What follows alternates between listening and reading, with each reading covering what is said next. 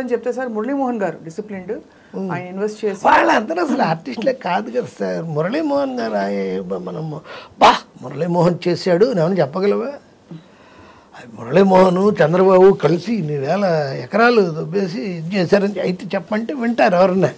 Muralimohan performance ఉంటుందండి ఆ సినిమాలో అనే అన్న ఒక్కడే. చంద్రమోహన్ అని చెప్పచ్చు. చంద్రమోహన్ మరి ఎంత సంపాదించాడు బ్రహ్మాండంగా, ఎంత బాగున్నాడు. బాగున్న వాళ్ళు ఉన్నారు ఇక్కడ. జంజాల్ గారు ఉన్నారు, తాగి తాగి తాగి 57 57. అదే శోభన్ బాబు గారు కూడా. శోభన్ బాబు వెరీ డిసిప్లిన్. ఇక ఆయనకి 73 ఏట ఆయన రాసి పెట్టింది, అలా పోయారు. కానీ చాలా ఆయన జీవితం ఎప్పుడు అలా గుప్తంగా అలా ఉండేది. గుప్తం అంటే మీకు విషయం చెప్తాను, నాతో బాగా క్లోజ్గా ఉండేవాళ్ళు. మేము సోగ్గాడి కాపురం అని ఏవేవో సినిమాలు ఆయనకి రాశాను 3-4. ఆయన ఇంటికి వెళ్తుండేవాళ్ళం. కైకాల నాగేశ్వరరావు గారు అని కైకాల సత్యనారాయణ ఆర్టిస్ట్ వాళ్ళ బ్రదరు, నేను అప్పుడప్పుడు నెలకోసారి ఆయన రమ్మంటారు. ఇంటికి వెళ్తే భోజనం పెడతారు, కబుర్లు సినిమాల గురించి సరదాగా. ఆయన ఏమి ఎవరితో కలవరుగా. ఆయన ఎంత ఇది అంటే మేము రిటర్న్లో మా కారు ఎక్కడికో బయటికి వెళ్ళింది, మేము వచ్చింది నాగేశ్వరరావు గారిది. ఆయన మా కారులో దిగిపోండి అని చెప్పి వాళ్ళ రాజా అని ఉండాడు మేనల్లుడు ఇచ్చాడు. డ్రైవర్ ఉన్నాడు, మేము వెనక్కి కూర్చున్నాం. నా పక్కన కవర్ ఉంది, కవరు ఇచ్చాను రాజాకి. రాజా గారు ఇక్కడ ఏదో కవర్ ఉంది అని ఓపెన్ చేసి మాకు చూపించాడు. 5 కోట్లు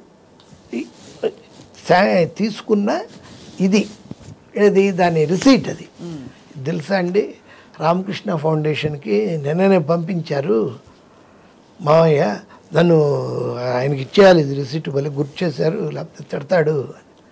5 కోట్లు రామకృష్ణ మిషన్కి ఎవ్రీ ఇయర్ వెళ్తుంది. అబ్బా, ఫ్యాన్స్ ఎలాంటి ఫ్యాన్స్ అంటే ఆ రోజున ఆయన చనిపోయిన రోజున మీరు చూస్తే మెడ్రాస్లో వైజాగ్, విజయవాడ, తెనాలి, గుంటూరు, చీరాల, ఒంగోలు నుంచి వేల మంది వర్షంలో. అసలు అతను అంతకుముందు 13 ఏళ్ళైంది యాక్ట్ చేసి, వర్షంలో మీరు ఇప్పటికీ చూడొచ్చు అంత జనం ఏమీ లేదు, విపరీతం.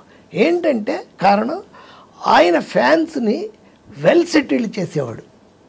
తన ఫ్యాన్ స్ట్రాంగ్గా అనుకుంటే ఏం చదివావు, ఏం చేస్తున్నావు, నీకేంటి ఇన్కమ్, రేపు ఎలాగ నువ్వు ఒక రేట్ సార్ నాకు ఫ్యాన్సీ స్టోర్స్ పెట్టుకుందాం అనుకుంటున్నాను సార్. సరే ఇదిగో 1 లక్ష రూపాయలు తీసుకో. అంటే ఆయనకు అంత సంపాదన ఉండిందా సార్? ఎవరికి? శోభన్ బాబు గారికి. అమ్మ బాబోయ్,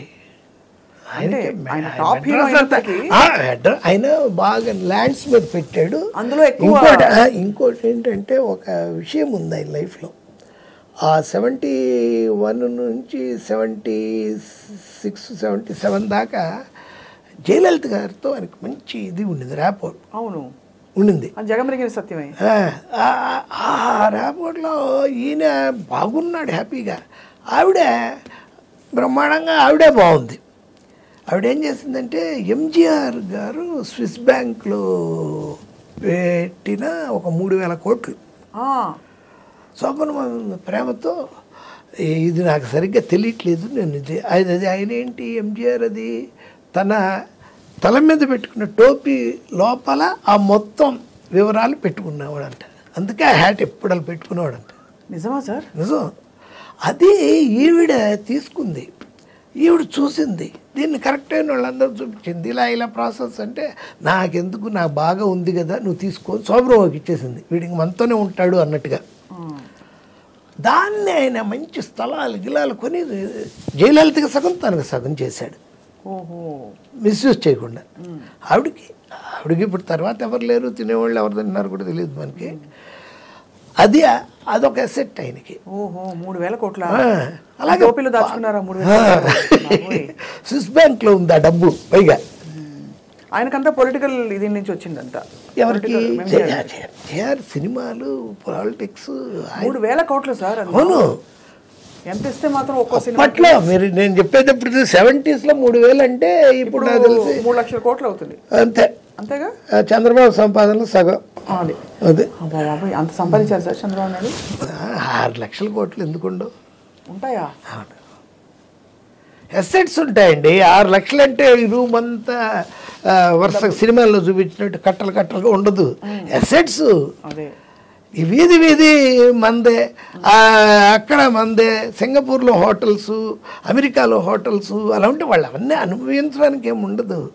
సార్ మీరు పొలిటికల్గా కూడా ఇంత అందరినీ చూస్తూ వచ్చారు, మీరు పొలిటికల్ స్పీచ్లు రాస్తారని వినికిడి. అవును, మాధవరెడ్డి గారికి రాసేవాడిని, ఆ తర్వాత మా దేవినేని నెహ్రూ గారికి రాసేవాడిని, విజయవాడ, మా ఊరు విజయవాడ, ఆయనకి రాసి ఇచ్చేవాడిని. ఎలా సార్, ఎలా రాస్తారు ఉదాహరణకి? ఉదాహరణకంటే అవి కూడా టేప్ చేసి పంపించడమే, రొటీన్గా లేకుండా జనం నవ్వుకునేలాగా, నవ్వుకోలేలాగా, మళ్ళీ విషయం అర్థమయ్యేలాగా. వాళ్ళైతే మామూలుగా మాట్లాడతాడు, చంద్రబాబు ఉన్నాడు, ఇంత మోసం, అంత ఇది, ఎన్టీఆర్ని వెన్నుపోటు, అది ఇది.